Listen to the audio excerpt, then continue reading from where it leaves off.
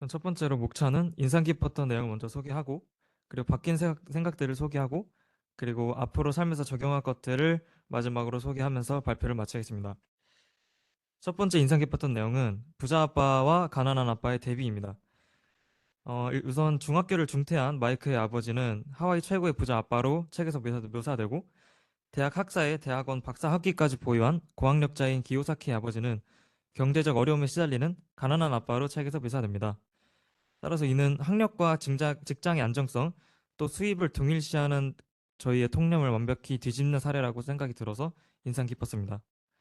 그리고 또한 부자 아빠 같은 부자들은 정부가 더 많은 불이익을 요구할 때마다 금융 지식을 더 공부하고 본인의 자산을 지킬 그런 방법을 찾아서 영리한 게임을 통해 자산을 지키고 늘려가지만, 반면에 금융 지식에 대한 책이 쏟아져 내린다고 해도 이것들을 읽으면서 지식을 쌓을 여유도 없는 가난한 아빠와 같은 사람들은 평생 끝없는 새항지 레이스를 달리게 된다는 지점이 안타까우면서도 빈부격차의 한 그런 원인이나 측면을 제시해 주었다는 생각이 들어서 인상 깊었습니다. 다음은 저자인 기요사키와 기요사키의 친구인 마이크가 9살 시절 위조 동전을 제작하던 장면인데요. 이 장면이 인상 깊었던 첫 번째 이유는 우리나라의 아이들의 경우에는 상상도 하기 힘든 그런 장면이라고 생각을 하기 때문입니다.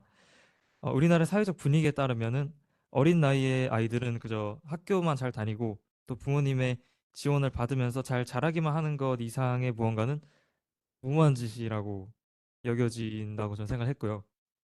그리고 두 번째 이유는 이처럼 학교에서 가르치는 보수적인 틀에서 벗어나서 실제로 행동에 본인이 원하는 무언가를 옮기는 것이 성공한 사업가들과 기요사키의 공통점이라고 생각했기 때문입니다.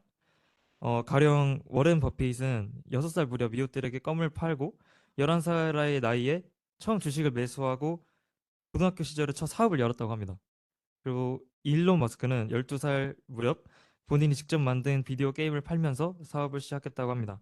이처럼 어린 시절부터 무작정 무언가를 도전하고 일단 실천하는 그런 습관이나 정신을 기른 사람들이 나중에 창의력, 본인의 창의적 아이디어와 기업가 정신을 융합해서 세계적인 기업가로 성장할 수 있었던 것이라고 생각을 했기 때문에 그 점이 인상 깊어서 발표에 수록을 했습니다. 그리고 또 다른 인상 깊었던 내용은 저자가 비판하는 사람들이 정확히 독자층에 해당한다였습니다. 이 책을 찾아 읽는 사람들은 돈에 대한 욕심과 부유한 삶을 위해서 또는 매일 돈에 쫓기는 삶에서 벗어나기 위해서 이 책을 골라서 읽을 것입니다.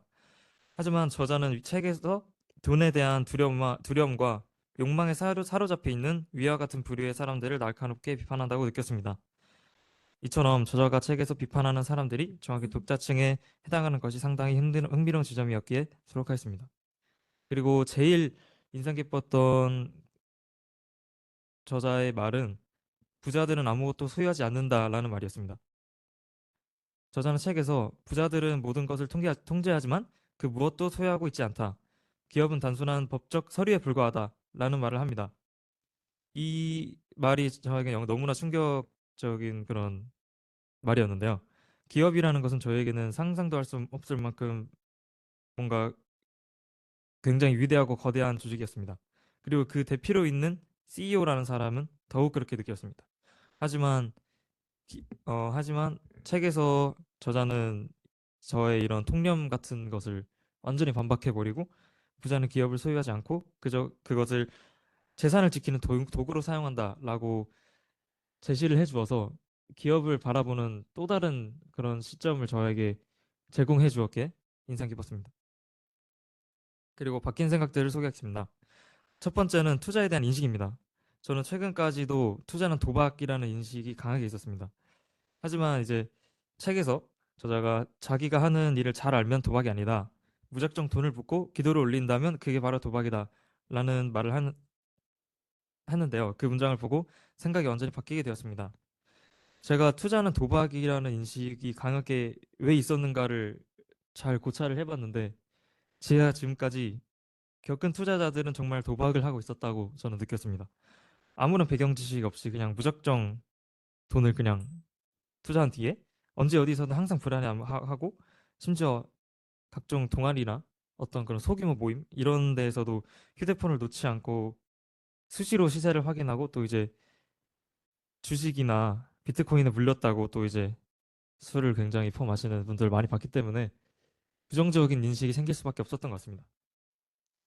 그리고 두 번째 바뀐 생각은 금융 지식에 대한 편견입니다. 한없이 저는 복잡하고 어렵게만 느껴지던 돈의 흐름이 저자가 제시한 간단한 현금 흐름표를 통해서 쉽게 받아들일 수 있었고, 이를 통해서 금융 지식에 대한 접근성을 높일 수 있었습니다. 일단 첫 번째로 기요사키 저자인 로버트 기요사키는 많은 사람들이 자신의 현금 흐름조차 파악하지 못하고 있을 때 특정 경제 계층의 현금 흐름표를 본인이 직접 제시할 수 있을 정도의 통찰력을 가졌다는 것에 우선 놀랐고요. 그렇게 간단하게 제시를 한 현금 흐름표를 통해서 여느 다른 가정들과 똑같이 어려운 경제적 어려움을 항상 겪던 저희 집안의 현금 흐름 패턴이 지금까지 어떻게 흘러왔는지도 조금이나마 짐작할 수 있었고, 또한 이렇게 금융 지식이 그다지 접근하기 막 진짜 엄청나게 어려운 것이 아니라는 생각이 들었기 때문에 최대한 일찍 금융 공부를 하면서 조금씩 저의 돈으로 직접 실천해 나가는 것이 나중에 저를 위한 일을 할 수 있는 그런 밑거름이 될 것이라고 생각했습니다.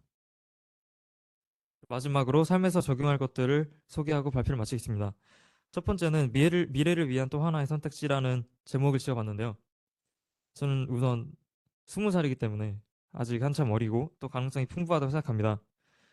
그래서 안정적인 수입원을 얻어서 평범하게 살아갈 수도 있겠지만 앞으로 미래를 저의 진로로 설계할 때 사업가나 투자자로서의 그림도 그려볼 수가 있게 되었고요. 그리고 두 번째는 도전하는 정신 기르기입니다. 저는 중학교 시절에 유튜브를 운영을 짧게 했던 경험이 있는데요.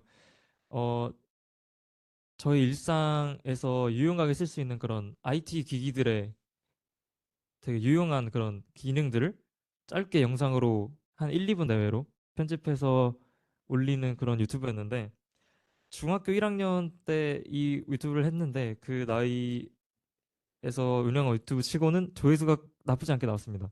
제일 많이 나온 거는 1만 조회수인데 지금 보니까 그렇게 높은 조회수는 아니긴 한데 굉장히 저는 제 나름대로 지금 돌이켜보면 좀 전망이 괜찮은 그런 콘텐츠라고 생각을 했습니다.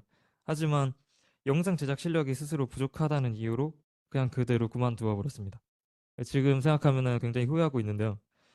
그래서 무엇이든 일단 도전해보는 정신, 그리고 조금의 무모함을 기르기 위해서 노력할 것입니다. 마지막으로 투자 공부와 실천입니다. 한 분야의 전문성을 기르는 것도 중요하지만 그곳에 너무 치중되기보다 창의적 안목을 통해서 자산을 늘리는 방법을 탐구하는 것도 매우 중요하다는 것을 깨달았습니다. 미래 사회는 최대한 많은 분야에서 많은 지식을 가지고 있는 사람이 이끌 것이라는 그런 확신이 있기 때문에 저런 결론을 낼 수 있었습니다. 투자 공부와 실천을 하기 위해서는 또 저자가 말했듯이 최소한 본인이 관심이 있는 분야에서 하는 것을 추천을 하는 것을 하는 것을 추천을 했습니다. 그렇기 때문에 그걸 따라서 저는 음악이나 엔터테인먼트 분야에 관심이 오래전부터 있었기 때문에 시장 흐름이나 트렌드 파악에도 취미가 있고 해서 그런 분야에서 안목을 좀 더 길러서 직접 소규모부터 투자를 해보는 것이 제가 삶에서 적용할 마지막 것입니다.